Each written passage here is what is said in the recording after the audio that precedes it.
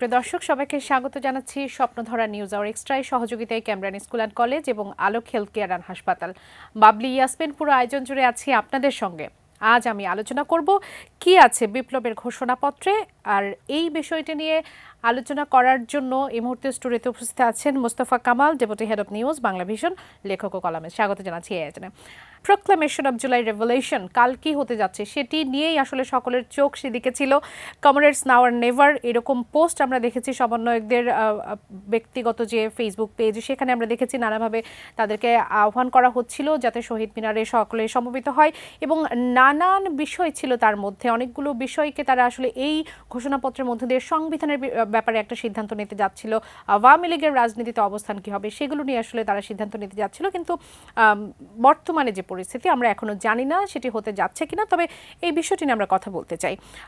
কি আছে বিপ্লবের ঘোষণাপত্রে শিরোনাম থাকলেও এই মুহূর্তে আমরা যে শিরোনাম দিয়ে শুরু করেছিলাম, জাতীয় ঐকমত্যের ভিত্তিতে জুলাই গণ অভ্যুত্থানের ঘোষণাপত্র দেবে অন্তর্বর্তী সরকার, এটি নিয়ে একটু কথা বলতে চাই। জনাব মোস্তফা কামাল, সরকারের সাথে নিশ্চিতভাবেই আমরা বুঝতে পারছি যে একটা নিশ্চয়ই আলোচনা হয়েছে, যে আলোচনাটা আসলে গতকাল পর্যন্ত আমরা বলছিলাম যে রাজনৈতিক দলগুলোর সাথে হলে হয়তো আরও ভালো হতো, সরকারের সাথে, কেননা সরকারের পক্ষ থেকে গতকাল বলা হয়েছিল যে এই সমাবেশের সঙ্গে তাদের কোনো সম্পৃক্ততা নাই, প্রেস উইং থেকে সেটি পরিষ্কারভাবে জানানো হয়েছিল।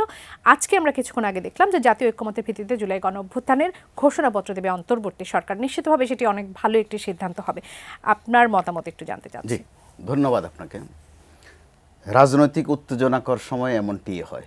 ঠিক 5 মিনিট আগেও আপনি যা ভাবেন আমি যা ভাবি 5 মিনিট পরে ওই ভাবনার সাথে বাস্তবতাটা মেলে না। আজকে হচ্ছে এটার একটা সর্বশেষ উদাহরণ, আবার অস্বাভাবিক নয়। আপনার এই অনুষ্ঠানে আমি একবার বলেছিলাম যে আমরা ঘোষণাপত্রের কথা বলি বা ডিক্লারেশন বলি বা প্রক্লামেশন বলি, যেটাই বলি, ওইটার সময়টা পেরিয়ে গেছে। সেটার সময়টা যথাযথ সময়টা ছিল 5 আগস্ট, 6 আগস্ট, 7 আগস্ট বা 8-9 তারিখ পর্যন্ত। তো ওই সময়ে করা হয়নি বলে যে এখন করা হবে না এমনও নয়, কিন্তু যথাযথ টাইম বলতে একটা কথা আছে, যথাযথ সময় বা যথাসময়। তো যথাসময়ে কাজ না করলে আমাদের ইসলামিক পরিভাষায় বলা হয় কাজা পড়া যায়, বিশেষ করে নামাজের ক্ষেত্রে বলা হয় যে কোনো কারণে যদি নামাজ যথাসময়ে পড়া না যায় পরে এটাকে কাজা পড়া হয়। তো কাজা পড়তে পড়তে যে সময়টা চলে যায় ওই সময়টায় কিছু আবার কাফফারা গুনতে হয়, কিছু ছাড়ও দিতে হয়।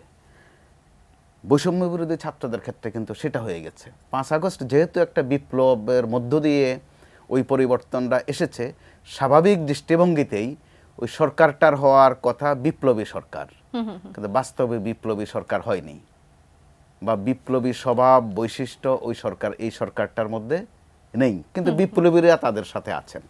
আবার কিভাবে আছেন? ছাত্ররা বিপ্লবের মতো আচরণ করছে, বিপ্লবীদের মতো আচরণ করছে, কিন্তু সরকারের মধ্যে আমরা সেই বৈশিষ্ট্যগুলো দেখতে পাচ্ছি না। তো ছাত্রদের মধ্যেও কিন্তু এর মধ্যে 2-3টা ভাগ হয়ে গেছে, ওগুলো আর লুকানোর বিষয় নয়। যারা সরকারের সাথে আছে, অর্থাৎ একদম সরাসরি আছে, উপদেষ্টা আছেন বা বিভিন্ন সংস্কার কমিশনের সদস্য হয়ে আছেন, তাদের মতিগতি একরকম বা ভাষা একরকম। আর যারা এখনো রাজপথে আছেন তারা নেতার পরিবর্তে সমন্বয়ক শব্দ ব্যবহার করেন। এই বছরের এটা সেরা ঘটনা যে নেতা শব্দের পরিবর্তে সমন্বয়ক শব্দ ব্যবহার হয়। তাদের মতিগতি ভাষা কিন্তু আরেক রকম। তো আবার এটাই হয়, ক্ষমতায় থাকলে দায় বেশি, কথাবার্তা খুব হিসাব করে বলতে হয়, এই হিসেবের মধ্যেও কিন্তু বেহিসাব হয়ে যায়। গতকাল যেটা তাদেরকে বলা হয়েছিল যে তাদের এটা প্রাইভেট ইনিশিয়েটিভ, ব্যক্তিগত উদ্যোগ, কিন্তু আসলে আমাদের সমন্বয়করা বা এই বৈষম্য বিরোধী ছাত্র আন্দোলন এটা আর ব্যক্তিগত বিষয় নয়, এখন আর এটা প্রাইভেট বিষয় নয়, আর এটা একদম পাবলিক বিষয়। তারা পাবলিক বিষয়, এমনকি আমরা এটা কিন্তু সরকারেরও একটা সম্পৃক্ততা, আমরা বলি যে এটা আসলে সরকারেরও সিদ্ধান্ত নিশ্চিতভাবে এর সাথে আছে এবং ছিল এবং সম্ভবত থাকবেও। কিন্তু এই থাকা না থাকা নিয়ে কিছু বাড়তি কথা আশাতে এই গোলমালটা বাড়ছে, যে কারণে এই মুহূর্তে আমরা ঠিক ক্লিয়ার করে বলতে পারছি না কালকে তাদের আনুষ্ঠানিকতা হবে কিনা। আলোচনা চলছে, অথচ আলোচনাও কিন্তু আরো আগের বিষয় ছিল। অর্থাৎ এটা হওয়া একটা ঘটনা, না হওয়া আরেকটা ঘটনা। এই নিয়ে মানুষের মধ্যে উদ্বেগ আছে, উৎসাহও আছে, জানার একটা আকাঙ্ক্ষাও আছে, কিন্তু মানুষ যে কারণে তারা পরিষ্কার করছেন না বা পরিষ্কার করতে পারছেন না, মানুষও কিন্তু একটা দোটানার মধ্যে আছে। আর আরেকটা বিষয় যেটা একদম প্রকাশিত, যদিও তাদেরকে আপনি এই গণমাধ্যমের ক্যামেরার সামনে তারা পরিষ্কার করে বলেন না, বা আপনার টক শোতে আসলো ইনিয়ে বিনিয়ে এদিক ওদিক চলে যান, তাদের বিভেদটা লুকানোর বিষয় আর নয়। বিভেদ বলতে সবচেয়ে বড় রাজনৈতিক দল এখন যারা বাংলাদেশে অবস্থান করছে তাদের কাছ থেকেও আমরা কিন্তু এখন স্পষ্ট কিছু বক্তব্য পাচ্ছি, যেটা কিছুদিন আগেও ছিল না। ভালো বিষয় ধরেছেন আপনি। তো প্রকাশভঙ্গিতে কিন্তু হেরফের আছে। এই সিদ্ধান্তটা নিয়ে আপনি আসলে কিভাবে বলবেন? যেমনটি আমি বলছিলাম যে প্রেস উইং থেকে গতকাল স্পষ্টভাবে বলা হয়েছিল যে এর সাথে সরকারের সম্পৃক্ততা নেই, কিন্তু একদিন পরই এই রাত 9টার পর আমরা আসলে জানতে পারলাম স্বাভাবিকভাবেই ছাত্রদের জন্য এটা কষ্টের। আপনজন যখন বলে যে আমাদের সাথে সম্পর্ক নাই, এটা এক ধরনের বেদনার। তো আবার এই বেদনা মনের ইচ্ছা মতো নয়, বাস্তবতার নিরিখে।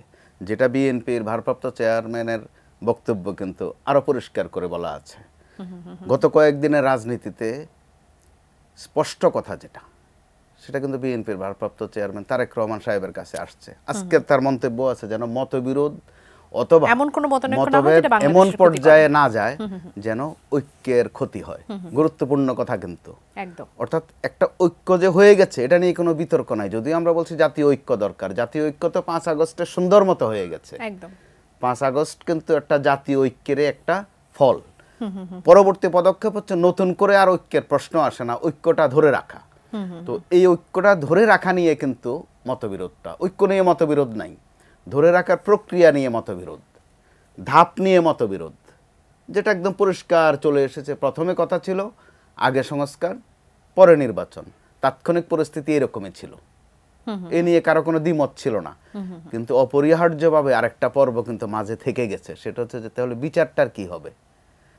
তখন মন্তব্য আসলো রাষ্ট্রের পর্যায় থেকেও, সংস্কারও চলবে, বিচারও চলবে, আর ধারাবাহিকভাবে আমরা নির্বাচনের দিকেও যাব।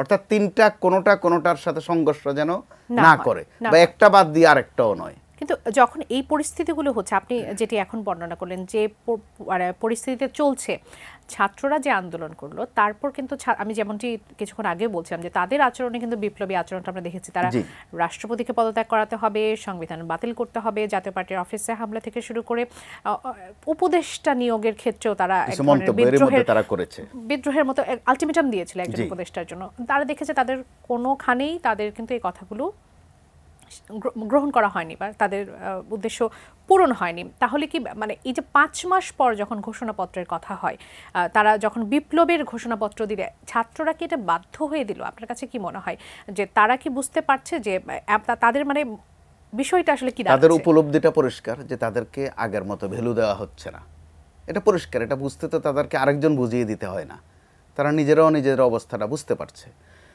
যেখানে প্রধান উপদেষ্টা তাদেরই একজনের পিঠ চাপড়ে বলেছেন মাস্টার মাইন্ড তিনি, তাও আবার কোথায়? বিশ্ব দরবারে, যুক্তরাষ্ট্রে। বাংলাদেশের কোনো পাড়া মহল্লার সভা সমাবেশে নয়, বা সচিবালয়ের কোনো ছোট্ট ঘরোয়া আলোচনায় নয়, টেবিল টকে নয়। তো ওই ক্ষেত্রে সরকার তাদের সাথে নাই, এটা ভাবতেই কিন্তু একটা বিস্ময়ের বিষয়। তো আবার নাই কথাটা হয়তো পরিপূর্ণ সত্য নয়, অর্থাৎ যেভাবে আগে ছিল সেভাবে নেই, সঠিক কথা হচ্ছে এটা। তো একটার পর একটা কিন্তু তাদের সাথে সরকারের একটা মতদ্বৈধতা অথবা মতবিরোধ ঘটলো, কোনো গোপনে নয়, প্রকাশ্যেই। প্রথম ঘটলো যে রাষ্ট্রপতিকে রাখা হবে কি হবে না, ওনাকে রাখা ঠিক হবে কিনা। দেখা গেল এ নিয়ে সরকারের সাথে তাদের একটা মতবিরোধ হলো। শুধু সরকারের সাথেই না, বড় রাজনৈতিক দল বিএনপি সহ আরো কয়েকটি দলের সাথে যে না, তারা এই পদক্ষেপ নেবেন না, তাতে সংবিধানের ব্যত্যয় ঘটবে। তখন ছাত্রদের দিক থেকে স্বাভাবিকভাবে প্রশ্ন আসলো যে যেখানে বড়জনকে আমরা হটিয়ে দিলাম, সংবিধানের ব্যত্যয় ঘটলো না, এখন ওনারে নিয়োগ করা একজনকে সরালে ব্যত্যয় ঘটবে, এটা তাদের মন মতো যুক্তি না। পরবর্তীতে আসলো যে আওয়ামী লীগকে নিষিদ্ধ করা।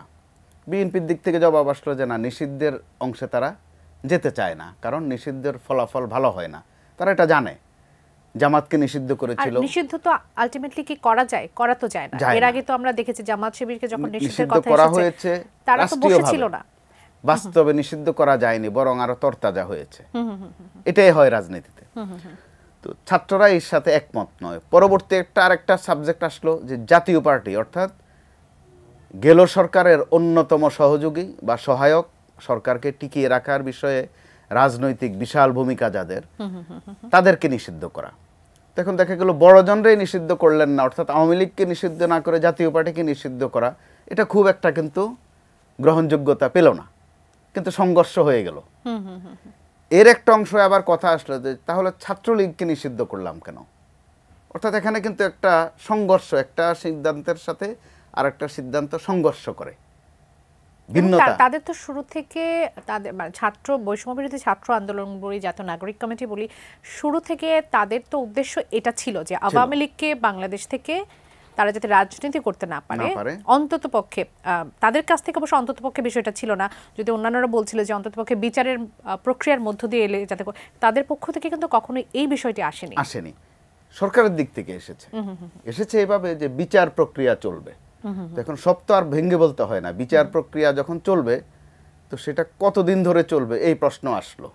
অর্থাৎ বাস্তবতা হচ্ছে সময় যত গড়ায় কথাও বাড়ে, প্রশ্নও বাড়ে। একদম। আপনি কথা আসলো যে আবার তত্ত্বাবধায়ক সরকার আসবে, সিম্পল বাক্য, কিন্তু কথা আসলো যে কবে আসবে?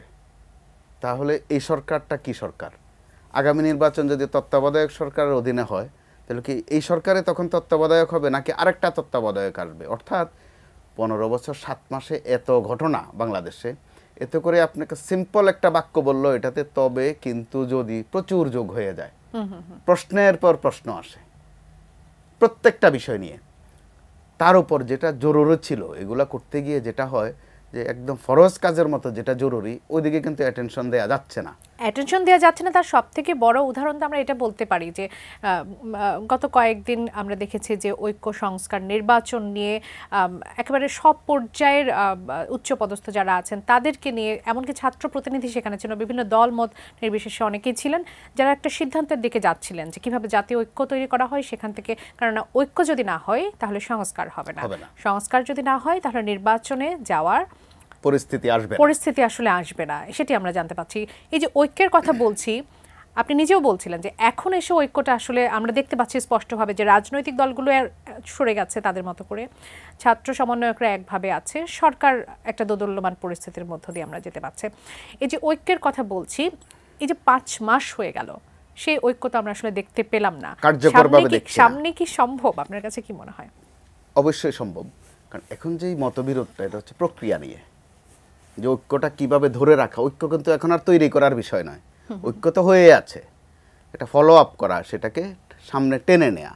এই টেনে নেয়ার পথেই মতবিরোধ বাড়ছে যে এটা কি হাইওয়েতে হবে নাকি জলপথে হবে। যদি আপনাকে থামাই, একজন দর্শক আছে, তার প্রশ্নটা একটু নিতে চাই। দর্শক স্বাগত জানাচ্ছি, কে বলছেন, কোথা থেকে বলছেন, আপনার প্রশ্নটি করবেন। হ্যালো, জি শুনতে পাচ্ছি আপনাকে। আমি পিন্টু দুয়ারি পটুয়াখালী থেকে বলছি। জি বলবেন। আমার প্রশ্নটা হচ্ছে সাংবাদিক ভাইয়ের কাছে, যে ওই বদিউল আলম মজুমদার যে ওই যে নির্বাচন সংস্কার কমিটির প্রধান, তিনি একটা উক্তি করেছেন যে আগামী নির্বাচন হবে অন্তর্বর্তীকালীন সরকারের অধীনে, ঠিক আছে, কিন্তু পঞ্চদশ সংশোধনীর মাধ্যমে আবার তত্ত্বাবধায়ক সরকার ফিরে আসলো সংবিধানে, ঠিক আছে, তাহলে এই যে তার উক্তি সংবিধানের সাথে মানে কিনা বিরোধপূর্ণ হলো কিনা আর কি, এটাই হচ্ছে আমার প্রশ্ন। ধন্যবাদ, আপনি আমাদের সঙ্গে থাকুন, আপনার প্রশ্নের উত্তরটি নিচ্ছি। জি, এই দর্শক কিন্তু একদম যথার্থ প্রশ্ন করেছেন। আমি যেটা একটু আগে বললাম যে অতি কথনে বেশি কথায় প্রশ্নের জন্ম হয়। বদিউল আলম মজুমদার সাহেব গত কয়েকদিন নানান ধরনের কথা বলেছেন, পরবর্তীতে আবার দিনের মধ্যে সেটার সংশোধনে দিয়েছেন, দুঃখ প্রকাশ না করলেও দোষটা দায়টা গণমাধ্যমের উপর চাপিয়ে দিয়েছেন। আর বাংলাদেশের বাস্তবতা এমন, সবচেয়ে সহজে দায়ী করা যায় সাংবাদিকদের। একদম, এটা রাজনীতিবিদরা তাদের মন গড়া কথা বলেন বলেই পরক্ষণে যেটাকে চাপিয়ে দেন সাংবাদিকদের উপর, এবং চাপানোর ভাষাটাও বড় কিন্তু কষ্টকর, যে সাংবাদিকরা বোঝেনি অথবা সাংবাদিকরা বোঝে না, অর্থাৎ দোষটাই দিকে তারা কিন্তু বলে ফেলার মতো বলে ফেললেন। এর আগে আমার যদি ভুল না হয়ে থাকে, বদিউল আলম মজুমদার বলেছিলেন, রংপুরে একটা মন্তব্য করেছিলেন যে আওয়ামী লীগের নির্বাচন বিষয়ে আসতে পারবে কি পারবে না, এটা কিন্তু বাড়তি কথা, এটা ওনার আওতার মধ্যে না। বরং আজকে প্রধান নির্বাচন কমিশনার কিন্তু সেটা পরিষ্কার করে বলেছেন, একদম পরিষ্কার করে বলেছেন যে সরকার অথবা বর্তমান যে রাষ্ট্রপক্ষ আছে তারা যদি আওয়ামী লীগকে নিষিদ্ধ না করে অথবা তারা যদি নিষিদ্ধ করে, তখন নির্বাচনও তারা নিষিদ্ধ হবে, পরিষ্কার কথা। কিন্তু পরিস্থিতি যেদিকে যাচ্ছে, হয়তোবা আগামীকাল পর্যন্ত ওনার এই পরিষ্কার কথার মধ্যেও ত্রুটি আমরা খুঁজে বের করে ফেলব, বা পরিবর্তন আমরা হয়তোবা দেখতে পাবো, অথবা পরিবর্তন দেখতে পারবো। এটা এক ধরনের একটা নিষ্ঠুর বাস্তবতা। আবার এগুলোই হয় নানান ঘটনার পরে। আপনি শুরুতেই বলছিলেন যে এখন যে দোদুল্যমান পরিস্থিতির মধ্য দিয়ে যাচ্ছে, যে কোনো কিছুই আসলে যে কোনো সময় সম্ভব। জি, আপনি যেটা সুন্দর বলবেন কিছুক্ষণের মধ্যে আমিও বলবো সুন্দর, দর্শকরাও বলবে সুন্দর, মাঝপথে কে ওখানে একটা তবে কিন্তু যদি যোগ করবে, আপনি বিপদে পড়ে যাবেন আগামীকাল। জুলাই আন্দোলনে ছাত্র জনতা নির্বিশেষে, আসলে দলমত নির্বিশেষে সবাই এর সাথে যুক্ত ছিল, সবাই একটা ভিন্ন রকম বাংলাদেশের স্বপ্ন দেখেছে।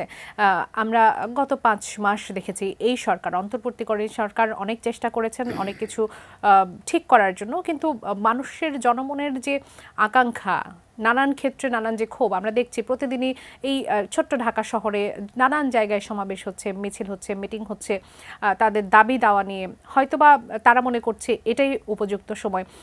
আমরা সচিবালয়ের মতো জায়গায় আগুন লাগতে দেখছি এবং নিষ্ঠুর একটা পরিস্থিতি, কেননা যেখানে আসলে বিগত সময়ের যেসব অবিচার হয়েছে, অন্যায় হয়েছে, সেগুলো বের করে আনার কথা, সেই জায়গাগুলোতে আগুন লেগে সেগুলো পুড়ে যাচ্ছে। এই যে মানুষের স্বপ্ন, সেই স্বপ্নটা কি শুধু স্বপ্নই থেকে যাবে? আমরা এই 5 মাসে কতটুকু আগাতে পারলাম? 5 মাসে একদম কম এগোইনি আমরা। 5 মাস সময় যদি আপনি ধর্মীয়ভাবে বলেন, অর্থাৎ আজরাইলের সময় মনে করেন, 5 মাস অনেক সময়। আজরাইল তো 5 সেকেন্ডও সময় দেয় না। আবার 15 বছর 7 মাসের দৃষ্টিতে যদি ভাবেন তাহলে অত্যন্ত কম সময়। তো এই বিশাল সময়ের যে সিলেবাস 5 মাসে শেষ হয়ে যাবে, ওটা হওয়ার কথা নয়। সরকার সেখানে সংস্কারের কাজ করছে, কিন্তু এই সরকারের যেটা পরিষ্কার একটা বিষয় আছে যে তাদের বৈজ্ঞাপনিক কাজকর্ম কম, প্রচার কম, প্রসার কম। রাজনৈতিক সরকারগুলো যেভাবে নিজেদের এক একটা কাজ ভালো করে প্রচার করে, ফলাও করে প্রচার করে, এই সরকারের সেটা নেই। কিন্তু ভিতরে ভিতরে কাজ কিন্তু হচ্ছে। কিন্তু আমরা খেয়াল করছি যখন সরকার এক পা এগোয়, কোনো একটা ডিস্টার্ব করে 2 পা পিছিয়ে নেওয়া হয়। সচিবালয়ের আগুনটা দেখেন, আমরা বাতকে বাত একটা কথা বলি যে লোকালয়ে যদি আগুন লাগে, ওই আগুন দেবালয়েও চলে যায়। তো বাস্তবে দেবালয় পর্যন্ত না গেলেও সচিবালয় পর্যন্ত কিন্তু গিয়েছে। সেটা প্রশাসনের একটা কেন্দ্র, সরকারেরও বিভিন্ন কাজকর্মের একটা হেডকোয়ার্টার যেটাকে বলে। তো ওখানে দিনের বেলায়ও স্বাভাবিকভাবে সাংবাদিক বা যে কারো ঢুকতে কিন্তু অনেক কষ্ট হয়, অনেকগুলো গেট পার হতে হয়, সিসি ক্যামেরায় ভরপুর, পর্যাপ্ত পর্যবেক্ষণ সেখানে আছে। তো সেখানে একটা আগুন লেগে গেল। আগুন আবার এত সুন্দর মতো, যেটারে বলে জায়গা মতো, 2 জায়গায় লাগলো। যেখানে লাগানো দরকার ছিল হয়তো বা ওখানেই লেগেছে। আবার আগুনের ক্ষেত্রে বলা হয় আগুন নিজে কখনো লাগে না, আগুনকে লাগানো হয়। তো এই 2টা জায়গায় আগুন লাগানো নিয়ে কিন্তু এর মধ্যে 2 রকম কথা আসছে। একটা হচ্ছে যে বিগত সরকারের, স্থানীয় সরকার, স্বাভাবিকভাবে এটা কিন্তু সবার চিন্তার মধ্যেই এসেছে যে 2টো ঘটনাই হতে পারে। 2টো ঘটনাই হতে পারে যে বিগত সরকারের অনেক অপকর্মের নথিপত্র সেখানে আছে, এই কারণে সেগুলো নষ্ট করা হলো। আমি যেটা একটু আগে বললাম যে কথার পিঠে আবার কথা চলে আসে যে নাকি গত 5 মাসের যারা আছেন দায়িত্বে, খুব গুরুত্বপূর্ণ 2 জন, আমাদের নাহিদ এবং আসিফ 2 জন, যে তাদের ওখানে আগুন লাগানো নাকি তাদের কোনো কিছু লুকানোর বিষয় আছে। সময় ক্ষেপণ হলেই প্রশ্ন তখন জাগ্রত হয় অনেক বেশি করে, থেকে যায় একেবারে নিষ্পত্তিহীন। আরেকটি প্রশ্ন নিয়ে এই মুহূর্তে আমাদের সঙ্গে দর্শকও আছেন, একটু তার প্রশ্নটা নিয়ে আসি। দর্শক স্বাগত জানাচ্ছি এই আয়োজনে। কে বলছেন, কোথা থেকে বলছেন, আপনার প্রশ্নটি করবেন। আসসালামু আলাইকুম। ওয়ালাইকুম সালাম। রংপুর মিডিয়াপুকুর থেকে আলামিন বলবেন। আমার প্রশ্ন হচ্ছে, এই দেশে বহুদলীয় শাসনের নামে একদলীয় শাসন ব্যবস্থা আমরা দেখেছি। যদি স্পষ্ট করে বলা যায় তাহলে এক ব্যক্তি কেন্দ্রিক শাসন ব্যবস্থা, যেমন বঙ্গবন্ধু শেখ মুজিবুর রহমান, জিয়াউর রহমান, হোসেন মোহাম্মদ এরশাদ, বেগম খালেদা জিয়া এবং হাসিনার আনুগত্য মাফিক, মানে মর্জি মাফিক। এখন প্রশ্ন হলো, এটা কেমন করে সম্ভব হলো? এক দল, এক ব্যক্তি কেন্দ্রিক শাসন ব্যবস্থা থেকে বের হবার আসলে কি কোনো ব্যবস্থা বা সুযোগ নেই? আপনাকে অসংখ্য ধন্যবাদ। আগামীকালের যে সমাবেশ হবার কথা ছিল দর্শক, সেটি নিয়ে এই মুহূর্তে বৈষম্য বিরোধী ছাত্র আন্দোলন গুরুত্বপূর্ণ আলোচনায় বসেছে। আমরা এই মুহূর্তে আরো একজন দর্শক আমাদের সঙ্গে আছেন, তার প্রশ্নটি নিয়ে আসতে চাই। দর্শক স্বাগত জানাচ্ছি। কে বলছেন, কোথা থেকে বলছেন, আপনার প্রশ্নটি করবেন। ম্যাডাম। ওয়ালাইকুম সালাম। সাধারণ কবি বেগমগঞ্জ দোয়াখালী থেকে বলবেন। জি, সম্মানিত অতিথির কাছে আমার প্রশ্ন, বৈষম্য বিরোধী ছাত্র আন্দোলন আগামীকাল যে সমাবেশের একটা ঘোষণা দিছিল, এইটার ব্যাপারে ওই যে কোনো রাজনীতি, দুই একটা রাজনৈতিক দল এটা বিরোধিতা করে কেন? ওনাদের গা জ্বলে কেন? কি ভয় পাই গেছে নিয়ে করে? এটার পিছনে তো আমার মনে হয় এখনো 90% লোকজন আছে, আর এদের তো ভাড়া করে নিয়ে আসতে হয়। অসুবিধা কি? এরা 17 বছর ওই যে ভোটার হবে, এটা তো স্বাগত জানানোর কথা। ওনারা ওইটা তো মানে ইয়ে করে, আপত্তি জানাচ্ছে। ওনারা কোনটা চায়? এইটা না হলে এই চাইটা দেখি ওনাদের আপনাকে ধন্যবাদ। আপনি থাকুন, আপনার প্রশ্নের উত্তরটা নিশ্চিতভাবে নিব। দর্শক, যেমনটি বলছিলাম, হাসনাত আব্দুল্লাহ জানিয়েছেন তারা আলোচনায় বসেছেন, জরুরি আলোচনায়।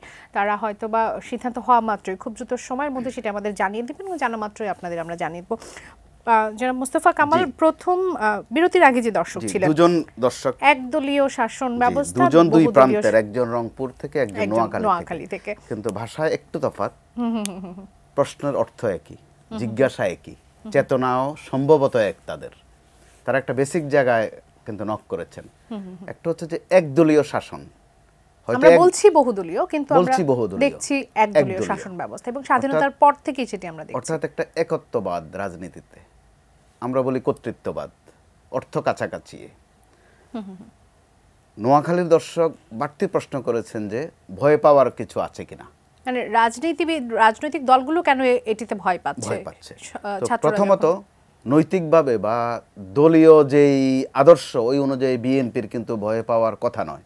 বিএনপির একটা রাজনৈতিক স্লোগান, দলীয় স্লোগান বহুদলীয় গণতন্ত্র। এই জন্যই কিন্তু বিএনপি অন্যতম একটি কারণ হচ্ছে বিখ্যাত হওয়ার এই কারণটি যে বহুদলীয় গণতন্ত্র। অর্থাৎ বাংলাদেশে বহুদলীয় গণতন্ত্রের প্রবক্তা বলা হয় বিএনপির প্রতিষ্ঠাতা জিয়াউর রহমানকে, এবং বিএনপি ওই ক্ষেত্রে তাদেরকে স্বাগত জানানোই স্বাভাবিক যে আরেকটি দল আসবে অথবা আরেকটি মত আসবে, এই নিয়ে ভয় পাওয়ার কিছু নাই। কিন্তু অগস্ট জুলাই পরবর্তী সময়ের যে অভিজ্ঞতা, সেটি কি বিএনপিকে কিছুটা আশঙ্কিত করে তুলছে? অবশ্যই আশঙ্কিত করে তুলছে। তারা সেটা গোপন রাখছে না, বলছেনও, স্মরণ করিয়ে দিচ্ছেন যে তাদেরকে বাদ দিয়ে যেন কেউ কিছু চিন্তা না করেন। খুব কড়া মেসেজ, কিন্তু আরো পরিষ্কার করে বলছেন যে আরেকটি 111-এর চিন্তা যেন কেউ না করেন। তাদের কাছে এ সংক্রান্ত তথ্য আছে, অথবা তারা আলামত দেখছেন ওই রকম। মাঝখানে কিন্তু আমরা আবার -2 চিন্তাও যেন না করা হয় সেটাও সতর্ক করে দিয়েছেন। অর্থাৎ তাহলে তাদের মধ্যে ভয় কাজ করছে কেন? তারা অভিজ্ঞ এই বিষয়ে, আলামত দেখলে বোঝেন।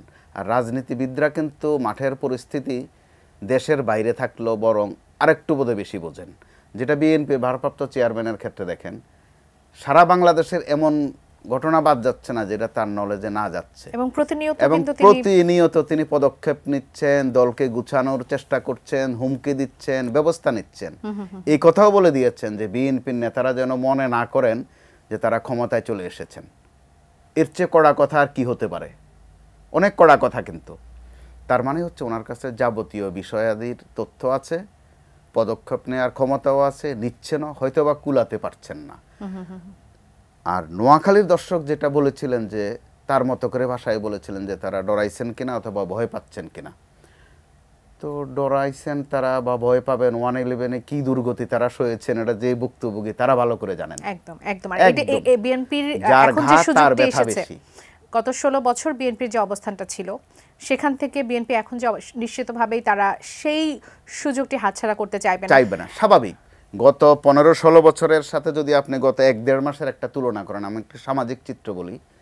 গত কয়েকটা দিন প্রায় প্রত্যেক দিনে বিএনপির নেতাদের ছেলের অথবা মেয়ের বিয়ে হচ্ছে। এটা শীতকাল দেখে কিন্তু বিয়ে হচ্ছে না। গত 15-16 বছর তারা ঘরের খবরও নিতে পারেননি, ঘরে থাকতে পারেননি, শ্বশুরবাড়িতেও যেতে পারেননি। তাদের হয়তো ছিল যে জেলে যাবেন, জেলে গেলেও কতদিন থাকবেন, এক একজনের বিরুদ্ধে কত মামলা নিজেও জানেন না, তার উকিলের কাছে হিসাব নাই, শত শত মামলা এক একজনের। তো ওই দুর্গতি থেকে যে বিএনপি এখন একটু নিষ্কৃতিতে আছে, অন্তত কথা বলতে পারছে, এটা তো ছোট্ট করে আলহামদুলিল্লাহ বলার একটা অবস্থা। রংপুরে আলামিন যে প্রশ্নটি করছিলেন, এটি কিন্তু আমরা এই যে ছাত্র যারা ছিলেন, ছাত্র নেতা, সমন্বয়ক যারা, বা এই আন্দোলনকে যারা সামনে থেকে লিড করেছেন, তারা কিন্তু নতুন রাজনৈতিক বন্দোবস্তের কথা বলছে। এমনকি আগামীকালের যে সমাবেশ হওয়ার কথা ছিল, সেখানেও সেই নতুন রাজনৈতিক বন্দোবস্তের প্রশ্নটি এসেছে। একদলীয় বহুদলীয় বলে একদলীয় শাসন ব্যবস্থা থেকে নিস্তার পাওয়ার সম্ভব কিনা, তিনি কিন্তু সেই প্রশ্নটিও জানতে চাইছিলাম। অবশ্যই সম্ভব, কারণ সম্ভব বলেই তো 5 আগস্ট সম্ভব হয়েছে। চেতনা তো ওইটাই। যদিও শুরুতে কথা ছিল যে সরকারি চাকরিতে বৈষম্য অবসান, প্র্যাকটিক্যালি শুধু সরকারি চাকরির ক্ষেত্রে আর থাকেনি, প্রত্যেকটা সেক্টরে যেন বৈষম্যের অবসান হয়, যে যার জায়গা থেকে অবদান রেখেছে। একটা পর্যায়ে ছাত্রদের সাথে তাদের মা বাবা আত্মীয় স্বজনও নেমেছে। বেদনায় হয়তো ভিন্নতা আছে, কারো কাছে বেদনা হচ্ছে চাকরিতে তিনি বৈষম্যের শিকার, কারো কাছে বেদনা হচ্ছে তিনি হাটবাজারে বৈষম্যের শিকার, কারো কাছে আলুর দাম নিয়ে প্রশ্ন আছে, কারো কাছে বই খাতার দাম নিয়ে প্রশ্ন আছে। এই নানান প্রশ্ন এবং নানান ক্ষোভ কিন্তু এক জায়গায় হয়েছে। অতএব রংপুরের যে দর্শক একদম যথার্থ জায়গায় তিনি কিন্তু নক করেছেন, প্রশ্নবিদ্ধ। তার মানে এই সিদ্ধান্তে আমরা যেতে পারি যে দেশ নিয়ে বা রাজনীতি নিয়ে আপনি টকশো করেন বলে আপনি শুধু কিছু প্রশ্ন চর্চা করেন, আমি মাঝে মধ্যে এতে অংশগ্রহণ করি বলে আমিই কিছু কথা বলি, নট দ্যাট। তারাও ভাবেন, একদম সিরিয়াসলি ভাবেন। আমরা সেই প্রশ্নগুলো দেখেও কিন্তু সেটা বুঝতে পারছি। সেটা বুঝতে পারছি। আরো একজন দর্শক আছেন, আমি তার প্রশ্নটি একটু নিয়ে আসতে চাই। দর্শক স্বাগত জানাচ্ছি এই আয়োজনে। কে বলছেন, কোথা থেকে বলছেন, আপনার প্রশ্নটি করবেন। আসসালামু আলাইকুম। ওয়ালাইকুম সালাম। প্রশ্ন মহিলা প্রিন্সিপাল কাউখালী থেকে। জি, আপনাকে স্বাগত, আপনার প্রশ্নটি করবেন। আপনাকে স্বাগত জানাই। আমার প্রশ্ন হলো, ছাত্ররা বৈষম্য বিরোধী ছাত্র আন্দোলনের যারা জড়িত ছিলেন তারা এককভাবে আগে শুনেছিলাম যে ঘোষণাপত্র তারা প্রকাশ করবে, সেক্ষেত্রে এখন আমার ফিরে সরকারের সাথে একটা সমস্যা কি সেই ঘোষণা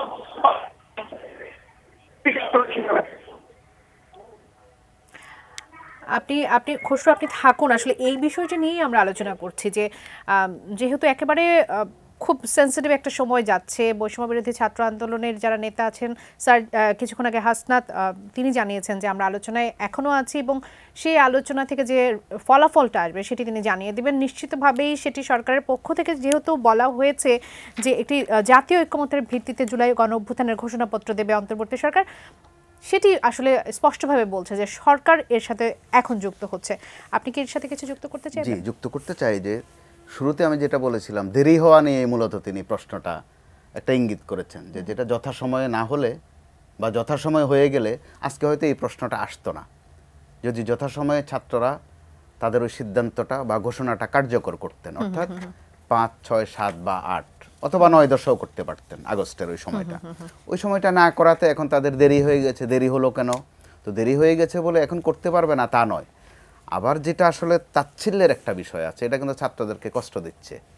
এটা যদি আমরা স্বীকার না করি, এটা তাদের প্রতি অবিচার করা হবে, যে তারা ছোট। গত কয়েকদিন কিন্তু এই প্রশ্নগুলো আসছে যে কেউ কেউ এখনো অনার্স শেষ করেনি, তার অর্থ ইন্টারমিডিয়েট পাস, এভাবে কিন্তু একটা মার্কিং করা হচ্ছে। এটা তাদেরকে কষ্ট দেয়। আমি আর আপনি এই দুইজনের জায়গা থেকে যদি সার্জিস বা আরও কারো নাম উল্লেখ করি, তারা ছোট। আমার আপনার চেয়ে ছোট 71-এর তোফায়েল আহমেদ, আব্দুর রাজ্জাক বা নূরে আলম সিদ্দিকীর চেয়ে ছোট না। ওই সময় তাদের বয়সও কিন্তু এরকমই ছিল। এই বিষয়টা কিন্তু বিবেচনায় নিতে হবে। ওই সময়ের যদি আপনি আরো অনেকের নাম নেন, আব্দুল কুদ্দুস মাখন অথবা এখনো জীবিত আছেন আসম আব্দুর রব, ওনাদের বয়সও কিন্তু এরকমই ছিল। তারা তো খুব বেশি সময় হয়নি, একটা বিপ্লবের মধ্য দিয়ে বলি, গণ অভ্যুত্থানের মধ্য দিয়ে তারা এসেছে এবং তাদের ভেতরে সেই স্ফুলিঙ্গটা এখনো কাজ করছে। সরকারকে নানা কিছুর মধ্য দিয়ে যেতে হচ্ছে, সরকারকে দ্রব্যমূল্যের লাগাম টানতে হচ্ছে, নিরাপত্তা ব্যবস্থা, আইনশৃঙ্খলা পরিস্থিতি কন্ট্রোল করতে হচ্ছে, সেটি সরকারের অবস্থান থেকে। কিন্তু তাদের মধ্যে যে স্ফুলিঙ্গ, সেটি তো আসলে শেষ হয়ে যায়নি। আবার শেষ না হওয়াটাই ভালো দিক। আপনি 2, 4, 5, 7 মাস আগে বা বছর খানেক আগেও পথে ঘাটে আমরা শুনেছি I hate politics, we hate politics, অর্থাৎ রাজনীতিকে ঘৃণা করে। আবার আপনি খেয়াল করে দেখবেন বিভিন্ন কলেজ শিক্ষা প্রতিষ্ঠানে লেখা থাকতো রাজনীতি মুক্ত, অর্থাৎ রাজনীতি মুক্ত মানে ভালো জিনিস। তো ওই জায়গা থেকে কিন্তু আমাদের বেরিয়ে আসার একটা সুযোগ হয়েছে। এবং এই অভ্যুত্থানের সময় কিন্তু আমরা বলেছি যে রাজনীতি, ক্যাম্পাসের রাজনীতি নিষিদ্ধ চাই বা শিক্ষাঙ্গনের রাজনীতি নিষিদ্ধ চাই, সেই বিষয়টি কিন্তু আমরা দেখি জি একটা ঘৃণার কারণে। তো এখন তো আমাদের ওই ঘৃণা মুক্ত হওয়ার একটা ভালো সুযোগ এই ছাত্র নেতাদের মাধ্যমে। তারা যদি ভালো কাজ করেন, তারা তো প্রায় প্রত্যেকেই মেধাবী, তারা যদি রাজনীতিকে পরিশীলিত করার ব্যাপারে ভূমিকা রাখেন, অবশ্যই একটা ফলাফল আসবে এখান থেকে। একটু সরকারের অবস্থান থেকে, দেশের সরকারের পরিস্থিতির অবস্থান- অবস্থান থেকে যদি একটু জানতে চাই, কেননা জাতীয় ঐক্যের যে চেষ্টা চলছে আসলে সেটি তো আসলে সংস্কার, আমরা জানি এই 31 ডিসেম্বরের মধ্যে যে কয়েকটি সংস্কার কমিশন আসলে তৈরি করা হয়েছিল সেগুলোর কিছু রিপোর্ট আসার কথা ছিল, তার উপর ভিত্তি করে রাজনৈতিক দলগুলোর সাথে আলোচনা করে নাগরিক কমিটি সহ নানান বিভিন্ন মতের সবার সাথে আলোচনা করে নির্বাচনের একটা সিদ্ধান্তের দিকে যাওয়ার কথা ছিল। কিন্তু এর মধ্যে যে আমরা পরিবর্তিত ঘটনাগুলো আসলে দেখতে পাচ্ছি, নির্বাচন নিয়ে একটা ধোঁয়াশা তৈরি হয়েছে। জি, তো নির্বাচন নিয়ে যে ধোঁয়াশাটা তৈরি হয়েছে এটা হওয়া স্বাভাবিক। রাজনৈতিক দলগুলো আগে নির্বাচন চাইবে, এটা অন্যায় নয়, কিন্তু নির্বাচন বেশি বেশি বললে যার ছেলে মারা গেছে বা যার সন্তান এখনো হাসপাতালে কাতরাচ্ছে তার কাছে একটু কষ্ট লাগবে, এটা স্বাভাবিক। কারণ তার ছেলে তো নির্বাচনের জন্য জীবন দেয়নি, তার জায়গা থেকে কিন্তু এটা কষ্টের। এবং সেটি কিন্তু সামান্য একটা বলেছে যে বলেছে না। এতগুলো জীবন দেয়া হয়নি, এতগুলো রক্ত দেয়া হয়নি, নির্বাচনের জন্য শুধু জি, দেয়া জি। হয়নি। তাদের ওই বেদনার সাথেও একাত্মতা জানানোর বিষয় আছে। তো আবার একাত্মতাটা কে জানাবে? স্টেক হোল্ডার হিসাবে, রাজনৈতিক স্টেক হোল্ডার হিসাবে বিএনপি জানাবে। বিএনপি জানাচ্ছে, কিন্তু প্রতিনিয়তই জানাচ্ছে। কিন্তু ওই যে সংস্কারগুলো আপনি বললেন, এক একটা সংস্কার এগোচ্ছে আর একটা বাধা আসছে। গণহত্যার বিচার শুরু হয়েছে, এটা তো কারো কারো জন্য খারাপ খবর। যাদের স্বজন হারানো গেছে তাদের জন্য একটু স্বস্তির খবর, কিন্তু যারা বা যিনি আক্রান্ত হচ্ছেন তার জন্য কিন্তু খারাপ খবর। শ্বেতপত্র প্রকাশ করা হয়েছে, যিনি হাজার হাজার কোটি টাকা পাচার করেছেন তার জন্য কিন্তু এটা বড় বাজে খবর। ডক্টর দেবপ্রিয় বড় বাজে লোক, তার জন্য।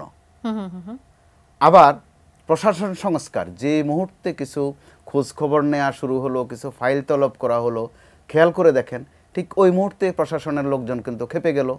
এখানে একটা মেসেজ পরিষ্কার, প্রশাসনের ওই ব্যক্তিরাও চাচ্ছেন না সংস্কারটা এমনভাবে হোক যেন তিনি নিজে আক্রান্ত হন, কারণ তাদের অনেকেরই আক্রান্ত হওয়ার মতো তথ্য আছে।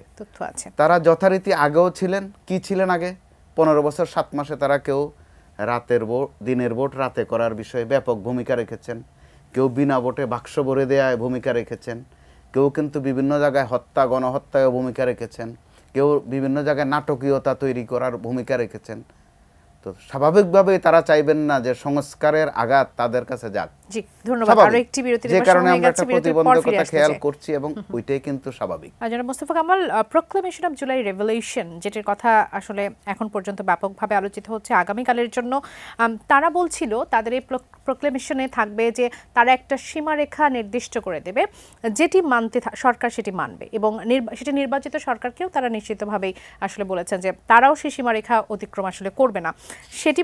সেটি নিয়ে আমাদের প্রশ্ন ছিল, সেই প্রশ্নের উত্তরটি নিশ্চয়ই আমরা সিদ্ধান্তের পর বা এই সমাবেশের পর জানতে চাইব। আরেকটি বিষয় ছিল যে ঘোষণাপত্রটি তারা বাংলাদেশের দলিল হিসেবে থাকবে। তারা বলছে এতে মানুষ বিগত সময়ে যে সিস্টেম গ্রহণ করেনি, মানুষের মধ্যে যে আশা আকাঙ্ক্ষা ছিল তার উপস্থিতি থাকবে, এবং এটি আগামীর বাংলাদেশের ঘোষণাপত্র হবে।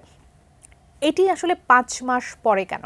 আর 5 মাস পরে যদি এই প্রোক্লেমেশনটা হয়, সেটি আসলে কি কি পরিবর্তন আনবে? ছাত্ররা সেখান থেকে কি কি ধরনের, আসলে ছাত্র সমন্বয়ক যারা কি ধরনের সুযোগ সুবিধা পাবে? প্রাপ্তির একটা বিষয় নিশ্চয়তা চাচ্ছে, মূলত বিষয়টা ওইটা। তো হয়তো তাদের উপলব্ধি এসেছে যে যথাসময়ে করেনি, এখন কাফফারা কিছু দিতে হচ্ছে, নাম্বার 1। তো কাফফারা দেওয়ার পরও এখন চাইলে আর ওই আগস্টের মতো করা আসলে বাস্তবে সম্ভব নয়। আর শুধু সরকার চাইলেও হয়ে যাবে বিষয়টা আর ওই জায়গায়ও কিন্তু নেই। বিএনপিকে বাদ দিয়ে আপনি কিন্তু করতে পারছেন না এখন না। তো যে কারণে ভয় দুদিকেই আছে। বিএনপির দিক থেকে আপনি দেখেন তারা ওই ভয়ের কথা জানাচ্ছে প্রতিনিয়ত, এমনকি কিংস পার্টি আসতে পারে একটা, ওই আতঙ্ক তারা, এবং আমরা শুনছিলাম যে অতীতের কিংস পার্টি আসলে ভালো কিছু বয়ে নিয়ে আসে করেনি। তো কিংস শুনতে কিন্তু ভালো লাগে, শুনতে আদর লাগে, কিংস বা কুইন্স এগুলো শুনতে ভালো লাগে, কিন্তু বাংলাদেশের রাজনীতিতে এগুলো কিন্তু এক ধরনের ভয়ের বিষয়। তো আবার আপনি যদি রাজনৈতিকভাবে বিশ্লেষণ করেন, বাংলাদেশে প্রথম কিংস পার্টি ছিল বাকশাল, অর্থাৎ ক্ষমতায় থেকে দল গঠন করা। ওই এক আতঙ্ক আজ পর্যন্ত বাংলাদেশের মানুষ কিন্তু ভোলেনি। এরপরে গ্যাপ দিয়ে 1/11-এর সময় আবার কিছু দল পয়দা হলো দেশে, ওদের নামও কিংস পার্টি। এটা আরোপিত নাম, আসলে কিংস বলে ওখানে কোনো রাজা বাদশাহ ছিলেন না, অর্থাৎ ক্ষমতা থেকে একটা প্রণোদনা তারা পেয়েছেন।